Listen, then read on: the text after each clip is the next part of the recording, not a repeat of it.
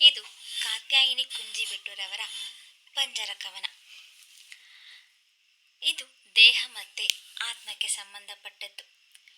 ಈ ದೇಹವನ್ನು ಸೀಳಿ ಹೊರಬರಬೇಕು, ಈ ದೇಹವನ್ನು ಸೀಳಿ ಹೊರಬರಬೇಕು, ಹಾದಿ ಹುಡುಕುತ್ತಿದ್ದೇನೆ.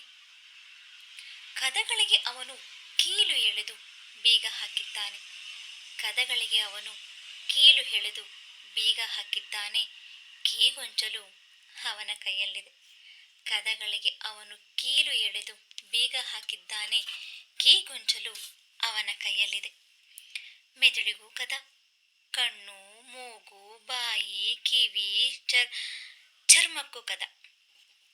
ಶ್ವಾಸಕೋಶ, ಜೀವಕೋಶ, ಮೂತ್ರಪಿಂಡ, ಮೇದೋಜೀರಕ ಗ್ರಂಥ, ದೊಡ್ಡ ಕರುಳು, ಸಣ್ಣ ಕರುಳು, ಪ್ರತಿಯೊಂದಕ್ಕೂ ಕದ ಕದ ಕದ.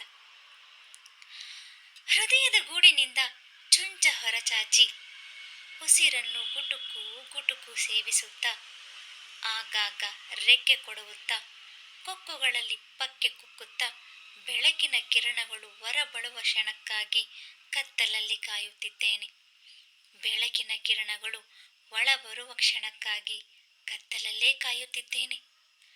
ಅವನು ಬರಬಹುದು, ಅವನು ಬರಬಹುದು ಒಂದಲ್ಲ ಒಂದು ದಿನ. ಅಗಣಿತ ಕೀಗೊಂಚಲಲ್ಲಿ ನನ್ನ ಅಂಕಿಯನ್ನು ಹುಡುಕಿ ಬೀಗ ಕಳಚಬಹುದು. ಅಗಣಿತ ಕೀಗೊಂಚಲಲ್ಲಿ ನನ್ನ ಅಂಕಿಯನ್ನು ಹುಡುಕಿ ಬೀಗ ಕಳಚಬಹುದು. ನನ್ನನ್ನು ಹೊರ ಬಿಡಲೂಬಹುದು, ಕದ ತೆರೆದು ನನ್ನನ್ನು ಹೊರ ಬಿಡಲೂಬಹುದು. ಆಗ ಹಾರಲು ಮರೆತ ನಾನು ಪಾತಾಳಕ್ಕೆ ಕುಸಿಯಬಹುದು, ಇಲ್ಲವೇ ತ್ರಾಣ ಹೆಚ್ಚಾಗಿ ಆಕಾಶದಾಚೆಗೆ ಬಾಹ್ಯಾಕಾಶಕ್ಕೂ ಹಾರಿ ಚುಕ್ಕಿಯಾಗಬಹುದು. ಕದಗಳು ತೆರೆದುಕೊಂಡ ನನ್ನ ನಿಶ್ಚಲ ಶರೀರ ನಾನು ಮರಳಿ ಬರುವ ಕ್ಷಣಕ್ಕಾಗಿ ಕಾಯುತ್ತಾ ಕೊಳೆತು ನಾರಬಹುದು.